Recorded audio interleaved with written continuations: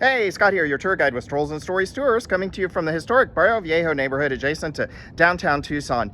If thinking about a warm destination this winter, well, how about book a trip to Tucson? On Thursday, you can fly in, check out our City of Gastronomy. We're one of only 2 UNESCO Cities of Gastronomy anywhere in the United States. We have a really interesting food scene here, so check that out on Thursday. Friday morning, head on out to Saguaro National Park. Check out those big, majestic Saguaro Cacti and our beautiful mountain views.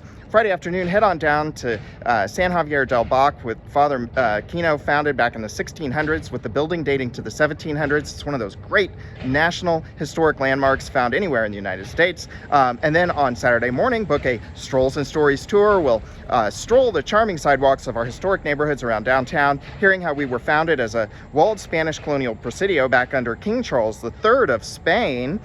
Tucson has a really interesting history. We'll hear the tales of our pioneer founders and see some of their large mansion homes.